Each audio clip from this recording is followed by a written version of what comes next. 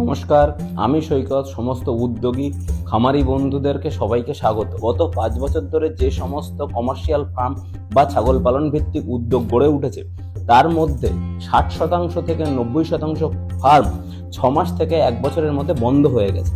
কি এই পরিসংখ্যান এবং এর থেকে কি আমরা শিখব এবং এই ধরনের ঘটনা যেন আমাদের সামনে বা নতুন উদ্যোগীদের সামনে তৈরি না হয়। ঘটনাটা হলো, গত 5 বছর ধরে যে সমস্ত কমার্শিয়াল ফার্ম বা উদ্যোগীরা কমার্শিয়াল গোট ফার্ম করার চেষ্টা করেছেন বা তৈরি করেছেন, দেখা যাচ্ছে 6 মাসের মধ্যে তার 60 থেকে 70% কমার্শিয়াল ফার্ম বন্ধ হয়ে গেছে এবং বাকি যে 30 থেকে 20% ফার্ম থাকে সেগুলো পরের 6 মাস মানে টোটাল 1 বছরের মধ্যে বন্ধ হয়ে যাচ্ছে।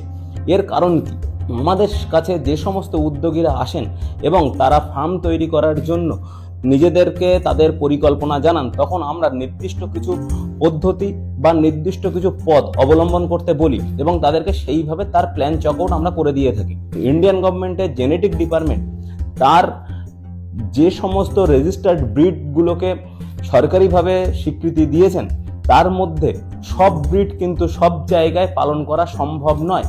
এই জিনিসটা ইস্টার্ন রিজিয়নের সমস্ত খামারি বন্ধুকে মাথায় রাখতে হবে। আমাদের ইস্টার্ন রিজিয়ন এবং পূর্ব ভারতের সমস্ত জায়গায় কিন্তু একমাত্র স্বীকৃত ছাগল হচ্ছে ব্ল্যাক বেঙ্গল ছাগল। আমাদের এখানে দেখা যাচ্ছে যে সমস্ত উদ্যোগী বন্ধুরা খামার তৈরি করবেন বলে উদ্যোগ গ্রহণ করেছিলেন, তারা বেশিরভাগ ক্ষেত্রে যে ব্রিড সিলেকশন, সেই ব্রিড সিলেকশনে কিন্তু তারা ভুল ব্রিড সিলেক্ট করেছেন।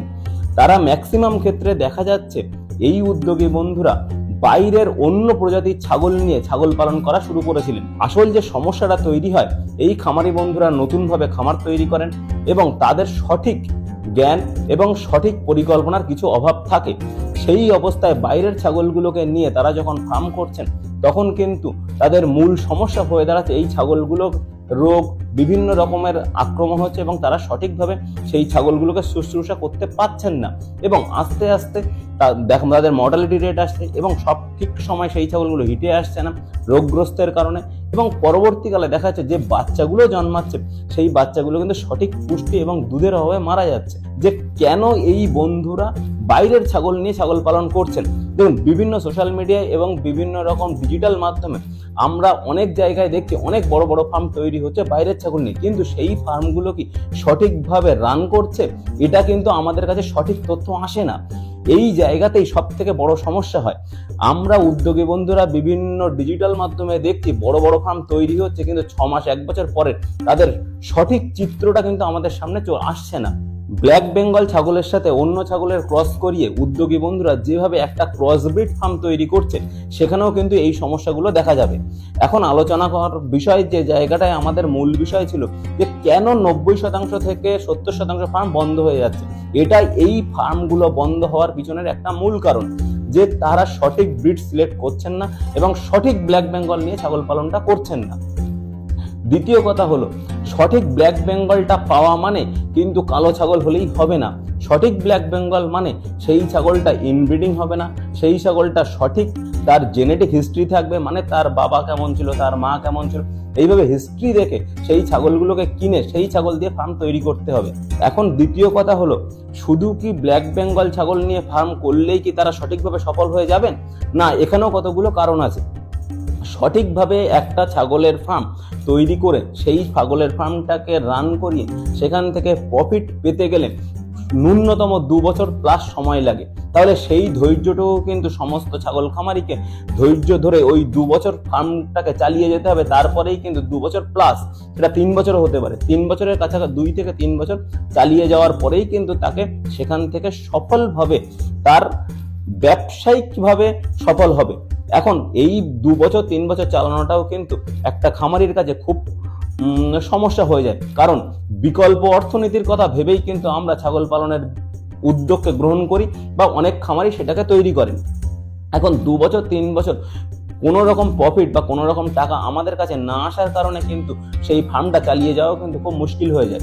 এই জন্য আমরা কিছু পদ্ধতি আপনাদেরকে বলি, যেখান থেকে 6 মাস 8 মাস পর থেকে যেন আপনাদের কাছে কিছু টাকা বা কিছু রোলিং হওয়া শুরু হয়, তার কিছু পদ্ধতি আছে, সেগুলো আমরা আপনাদেরকে আলোচনা করি বিভিন্ন সময় যেসব উদ্যোগীরা আমাদের কাছে আসেন।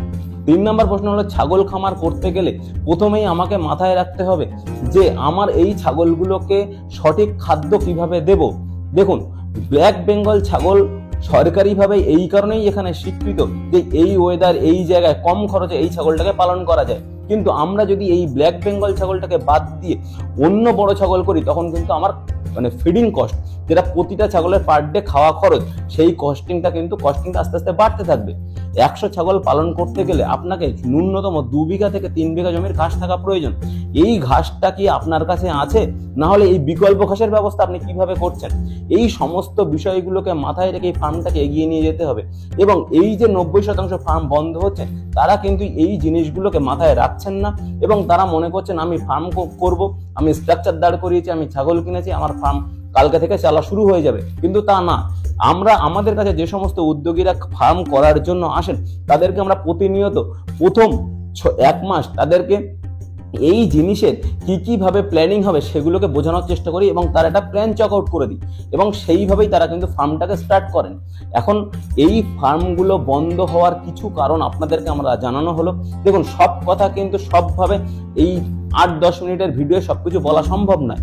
এই জন্য আপনারা আমাদের সাথে যোগাযোগ করতে পারেন বা বিভিন্ন গভর্নমেন্ট ওয়েবসাইট বা বিভিন্ন আমাদের যে পোর্টাল আছে সেগুলোকে দেখতে পারেন। আমাদের প্রাণী খামার যে পোর্টাল ওয়েবসাইটটা আছে, সেখানেও কিন্তু আপনারা এর সমস্ত ইনফরমেশন কম বেশি পাবেন। এখন উদ্যোগী বন্ধুদেরকে বিকল্প অর্থনীতির কথা মাথায় রেখে এই জিনিসগুলোকে মাথায় রাখতে হবে যে কিভাবে আমার ফার্মটাকে আমি এগিয়ে নিয়ে যাব এবং সেই ফার্মটাকে কিভাবে সেখান থেকে 2 পয়সা আমি ইনকাম করব। দেখুন, বর্তমানে ভারতবর্ষে স্টার্টআপ বিজনেস একটা বড় জায়গায় যেতে চলেছে। স্টার্টআপ বিজনেস কিন্তু আপনাকে মাথায় রাখতে হবে, যে কোনো উদ্যোগটাই স্টার্টআপ, কিন্তু সেই স্টার্টআপ বিজনেসটাকে আপনাকে সামগ্রিকভাবে সেই ফার্মটাকে কিন্তু রান করাতে হবে।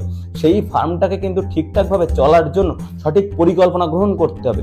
এই 90% থেকে 70% যে ফার্মগুলো 6 মাস থেকে 1 বছরের মধ্যে বন্ধ হয়ে গেছে বা তারা বন্ধ করতে বাধ্য হয়েছে, তাদের পরিকল্পনাগত অভাব এবং তাদের অতিরিক্ত উচ্চাকাঙ্ক্ষা এবং আশার জন্যই তারা কিন্তু এই ফার্মগুলোকে বন্ধ করেছে। সঠিকভাবে প্ল্যানিংটা না করে বড় ছাগল, বড় ফার্ম, বড় স্ট্রাকচার নিয়ে কাজ করব। দেখুন, আমরা সবসময় বলি উদ্যোগ ছোট হোক কিন্তু পরিকল্পনা বড় হোক, সেইভাবেই কিন্তু আপনাদেরকে কাজ করতে হবে। আজকের ভিডিও এখানেই শেষ করছি। নমস্কার।